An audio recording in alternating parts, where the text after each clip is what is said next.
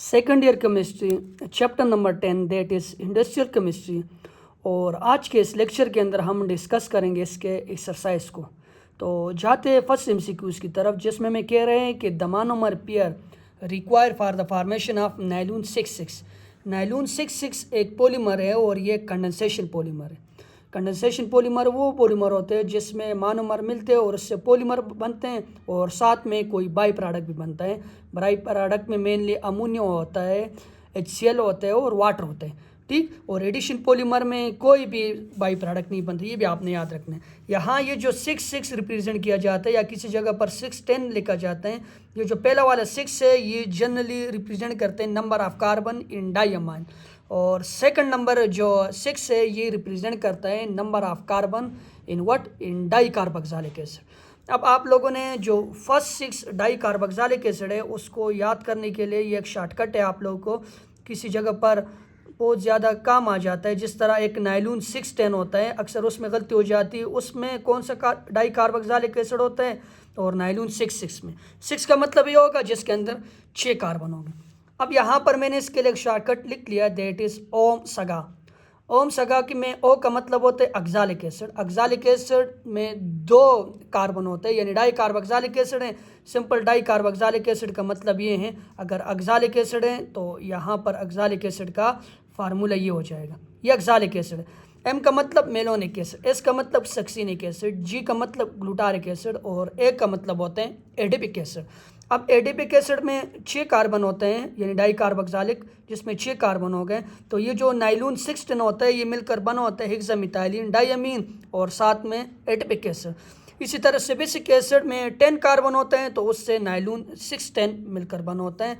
इसका जो correct option होगा ना, दैट इज़ हेक्सामिथाइलिन। हेक्सामिथाइलिन तो सब में यहाँ पर अमाइन है, अमाइन नहीं होना चाहिए, सही है। इसके लिए कंडीशन ये है कि डाई अमाइन, एक के एंड में भी और दूसरे के एंड में भी अमाइन ग्रुप होना चाहिए। तो ये सिर्फ अमाइन नहीं, डाई अमाइन। और इथेन डायोइक एसिड भी नहीं हो सकते, डिकानोइक एसिड 10 होगा, देन हो गया यहाँ पर ये क्लोराइड, ये भी नहीं, एडिपिक एसिड, ठीक। तो हेक्सामिथाइलिन डाइअमीन और साथ में एडिपिक एसिड जो है ना, ये इसका करेक्ट आंसर है। मैं साथ में आप लोगों को समझा भी रहा हूँ। सेकंड एमसीक्यूज की तरफ जाते हैं, जिसमें कह रहे हैं which one is true for DDT। DDT का मतलब ये होता है डाइक्लोरो डाइफिनाइल ट्राइक्लोरो इथेन। ये DDT स्टैंड फॉर दिस। ये एक एंटीबायोटिक नहीं है, ना ही एंटीसेप्टिक है, नॉन पॉल्यूटेंट, ये एक नॉन डिग्रेडेबल है, नॉन डिग्रेडेबल पेस्टिसाइड है DDT। नॉन डिग्रेडेबल इसलिए कि इसका जो हाफ लाइफ है ना वो तकरीबन 10 to 15 ईयर्स होता है, सही है। और ये डायरेक्ट जो है ना इंसेक्ट को किल करता है, इसलिए बायोटिक, सेप्टिक और नॉन पॉल्यूटेंट नहीं। तो ये जो इसका करेक्ट ऑप्शन होगा ना, ट्रू, तो it is a non degradable pesticide, that is DDT। आजकल इसके ऊपर बैन लग गया नॉन डिग्रेडेबल होने की वजह से। और ये फिशेस और डायरेक्ट आप लोग का यहाँ एक्सरसाइज में क्वेश्चन भी है कि ये क्यों ख़तरनाक है, तो इसकी जगह पर पैराथायोन वगैरह आ जाते हैं, वो डिग्रेडेबल है और पॉल्यूटेंट भी इतना नहीं। The term black gold is use for, तो ब्लैक गोल्ड जो होते हैं ना ये कहाँ जाते हैं, किसको, पेट्रोलियम को। Petroleum is a black gold. Black gold का मतलब ये काला सोना है, क्योंकि पेट्रोलियम आपको पता है कि कितना महंगा और इसके कितने फ़वाइद हैं। कोल, कार्बन ब्लैक, कोलतार, यानी पेट्रोलियम जो है ना इसको ब्लैक गोल्ड भी कहा जाता है। फोर्थ एमसीक्यूज की तरफ जाते हैं, जिसमें हम कह रहे हैं कि ऑल आर पेट्रोकेमिकल। पेट्रोकेमिकल उन केमिकल को बोलते हैं जिसको हम डायरेक्टली या इनडायरेक्टली पेट्रोलियम से ऑब्टेन करते हैं। और आप लोगों ने चैप्टर में पढ़ा है कि 10% जो पेट्रोल होता है उसको हम कन्वर्ट कर लेते हैं पेट्रोकेलियम केमिकल में। इसमें इथाइलिन ऑक्साइड, प्रोपाइलिन, साइक्लोहेक्सेन। तो यहाँ पर डायरेक्ट ये पेट्रोलियम है ना, पेट्रोलियम का मतलब ये होता है कि जिसमें बहुत सारी, यानी जिस तरह आप लोग का पेट्रोलियम का हर किसी मतलब नहीं होता कि पेट्रोलियम के अंदर गैसोलीन, इसी तरह ये डीजल, जेट ऑयल, मुख्तलिफ मोबिल ऑयल, ये केरोसिन, ये सारे पेट्रोलियम के अंदर आ जाते हैं। लेकिन ये जो सेलुलोज है ना, सेलुलोज को तो आपको पता है कि ये प्लांट के सेल वाले से मिलकर बना होता है, ये कार्बोहाइड्रेट हैं। तो कार्बोहाइड्रेट और इन चीज़ों को हम पेट्रोकेमिकल से ऑब्टेन नहीं करते, ये तो एक नेचुरली अकरिंग सब्सटेंस है। तो आप लोगों ने एमसीक्यूज को इस तरीके से सॉल्व करना है कि बाकी हम सीक्वेंस को देखो तो उसके साथ मैच करते हैं। यहाँ पर कार्बन कार्बन कार्बन, तो इसको पेट्रोल से ऑब्टेन किया जा सकते हैं। लेकिन सेलुलोज तो एक हाइड्रोकार्बन है, एक नेचुरली अकरिंग कंपाउंड है, तो इसको हम पेट्रोकेमिकल से ऑब्टेन नहीं कर सकते हैं। इसका करेक्ट ऑप्शन होगा that is cellulose. MCQs number 5 की तरफ जाते हैं, जिसमें आपको कह रहे हैं कि multi part adhesive is an example of recto adhesive, contact adhesive, pressure sensitive adhesive और साथ में हार्ट एडिहेसिव। तो मल्टी पार्ट एडिहेसिव जो है ना, ये एग्जांपल है किसका, रिएक्टिव एडिहेसिव का। आप लोगों ने ये जो पीछे टॉपिक है उसमें मुख्तलिफ तरह के एडिहेसिव आप लोगों ने पढ़ा है। देखो 1 पार्ट एडिहेसिव, मल्टी पार्ट एडिहेसिव। ये जो रिएक्टिव एडिहेसिव ना, यहाँ पर नज़र आपको नहीं आ रहा है, लेकिन रिएक्टिव एडिहेसिव में 2 आ जाते हैं, मल्टी पार्ट एडिहेसिव और 1 पार्ट एडिहेसिव। तो ये रिएक्टिव एडिहेसिव की एग्जाम्पल है। एमसीक्यूज नंबर 6 की तरफ जाते हैं, जिसमें मैं कह रहा है कि nail polish removal are mainly compose of, nail polish removal is mainly compose of acetone. वहाँ पर एसीटोन लिखा है, तो एसीटोन एक कॉमन नाम है किसका, प्रोपानोन का। प्रोपाइन नहीं, ये तो सिंपल अल्काइंस आ गया। प्रोपानल नहीं, ये एक एल्डिहाइड है। प्रोपीन नहीं, ये एक अल्कीन है। तो प्रोपानोन क्या चीज़ है, प्रोपानोन एक एसीटोन है और इसको हम नेल पॉलिश रिमूवल इससे मेनली कंपोज होता है। 7th एमसीक्यूज की तरफ जाते हैं, जिसमें मैं कह रहे हैं कि स्पीड से मैं जा रहा हूँ लेकिन टाइम शॉर्ट है ना। In the process of cracking, cracking एक ऐसा प्रोसेस है जिसमें लार्जर मालिक्यूल से स्मॉलर मालिक्यूल बनते हैं। क्रैकिंग सिंपल लफ्ज़ ये है ना, तोड़ को बोलते हैं, जबकि इसका जो अपोजिट टर्म होगा वो पॉलीमराइजेशन होगा, जिसमें स्मॉलर मालिक्यूल से लार्जर मालिक्यूल बनते हैं, जबकि क्रैकिंग में लार्जर मालिक्यूल से स्मॉलर मालिक्यूल बनते हैं। दूसरा इसके साथ मिलता जुलता टर्म होता है, उसको हम बोलते हैं पायरोलिसिस। पायरोलिसिस में ऐसा होता है कि हम हीट देते हैं किसी भी कंपाउंड को और उसको तोड़ देते हैं। पायरो मीन हीट और लाइसिस मीन स्प्लिटिंग, जबकि क्रैकिंग एक स्पेशल टाइप है पायरोलिसिस की, जिसमें हम स्पेशली किसकी ब्रेक डाउन करते हैं, हाइड्रोकार्बन की ब्रेक डाउन करते हैं। तो larger molecule are broken down into smaller one. ठीक, तो ये क्रैकिंग की डिफिनीशन होगी।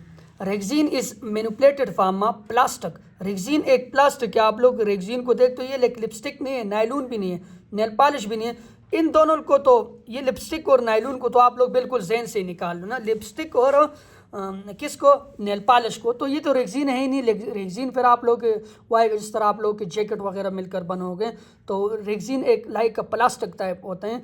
तो Rexin is a manipulated form of water plastic. 9th MCQs की तरफ जाते हैं, जिसमें कहते हैं identify petrochemical which is not obtained from benzene. तो बेंजीन के अंदर 6 कार्बन होते हैं और बेंजीन एक एरोमेटिक कंपाउंड है, रिंग स्ट्रक्चर होते हैं। तो अल्काइल बेंजीन आप लोग बना सकते हो, सिंपल अल्काइल ग्रुप को लगा लो। साइक्लोहेक्सेन भी 6 कार्बन आ गए, यहाँ पर नाइट्रोबेंजीन भी आ गए, लेकिन विनाइल क्लोराइड और जिसके अंदर 2 कार्बन साथ में क्लोरीन होते हैं, तो उसको आप लोग डायरेक्टली बेंजीन से ऑब्टेन नहीं कर सकते हो। एमसीक्यूज को इस तरीके से सॉल्व करना है, यहाँ भी बेंजीन, यहाँ पर हेक्सेन, हेक्सेन यानी बेंजीन की तरह होता है बेंजीन, तो फिर ये तीनों आ जाते हैं। लेकिन ये जो विनाइल क्लोराइड है ना, इसको आप लोग पेट्रोकेमिकल और बेंजीन की फॉर्म से ऑब्टेन्ड नहीं कर सकते। नेक्स्ट एमसीक्यूज की तरफ जाते हैं। एमसीक्यूज नंबर 10, पहले भी एमसीक्यूज में मैंने आप लोगों को बताया हुआ, which of following is condensation polymer, PVC, polythene, nylon. तो जहाँ पर पोली आएगा ना, पॉलीविनाइल क्लोराइड, पॉलीथीन वगैरह, सही है, तो ये एडिशन पॉलीमर होते हैं। जबकि जब इसके साथ मिलता जुलता टर्म नहीं होगा, पॉलीमर जिस तरह नायलून 6, नायलून 610 ये वगैरह, तो ये जो पॉलीमर होते हैं, ये कौन से पॉलीमर, ये कंडेंसेशन पॉलीमर है, जो mainly hexamethylene diamine adipic acid से मिलकर बना होता है with the removal of water molecule. यहाँ पर देखो ना, ये नज़र आ रही है सिंपल नायलून है, ऊपर जो लिखा है ये देखो 6 कार्बन, यहाँ पर देखो 4 कार्बन है और 2 ये 6 कार्बन, तो ये नायलून 6 हो गया। ये एक एडिशन पॉलीमर नहीं है, थर्मोसिटिक पॉलीमर भी नहीं है। होमोपॉलीमर वो पॉलीमर होता है जो जिसमें जो मोनोमर यूनिट होते हैं वो सेम होता है, जिस तरह टेफ्लॉन वगैरह। एडिशन पॉलीमर वो होते हैं जिसमें भी जनरली आप लोग ये पॉलीमर सेम भी और डिफरेंट भी हो सकते हैं, लेकिन कोई बाई प्रोडक्ट नहीं होता। थर्मोसिटिक वो होता है जो हीटिंग के साथ ऐसे हो जाते हैं, कवरिंग ना हो। दूसरे होते हैं थर्मोप्लास्टिक पॉलीमर, इसका जो अपोजिट है।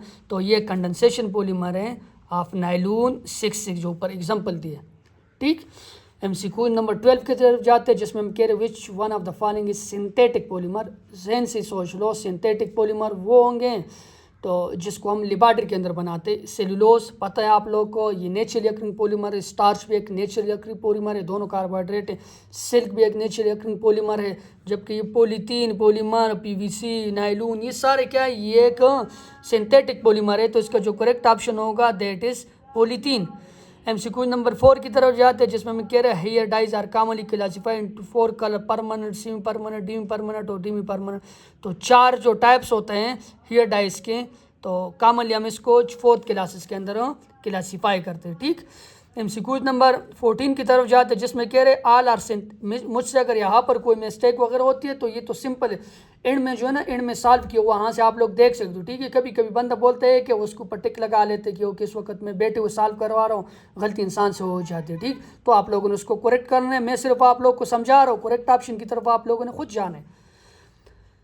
नेक्स्ट MCQs है जिसमें आपको कह रहे हैं कि all are synthetic adhesive except casein glue polythene polyacrylate polymers. ये जो आप लोग पोलीथीन पॉलीक्रेलेट ये अगर आप लोग देखते हो तो ये क्या है, ये सिंथेटिक है, जबकि ये वाला सिंथेटिक नहीं है, ये केसिन ग्लू वगैरह जो है ना ये एक नेचुरल ओकरिंग है, तो इसलिए ये एक एडहेसिव है और कौन सा नहीं है, सिंथेटिक नहीं है। Acrylate base polymer are drying polymer, pressure sensitive adhesive, contact adhesive, hard adhesive. तो मुख्तलिफ एडहेसिव के यहाँ पर एक स्केच डायग्राम बनाए हुए हैं, आप लोग की बुक के अंदर भी है, ये वाला नज़र आ रहे हैं। Base on reactive, base on origin, इसको आप लोगों ने एक मरतबा देख लें, इसमें कोई कंसेप्ट वगैरह नहीं है, तो फिर वहाँ से आप लोगों ने इसको अप्लाई करने हैं। तो इसका जो करेक्ट ऑप्शन होगा ना, that is pressure sensitive adhesive acrylate base polymer. जो है ना यहाँ पर देखते हो तो यहाँ पर सिंपल ये लिखा होगा एक्रेलेट बेस पॉलीमर। तो इस तरह हमारे ये 10 चैप्टर हो गए हैं, जिसके एक्सरसाइज मैंने डिटेल से आप लोग को समझाए हुए हैं। 2 चैप्टर रह गए, उसको भी मैं नेक्स्ट लेक्चर के अंदर सॉल्व करूँगा। Thank you for watching and supporting me.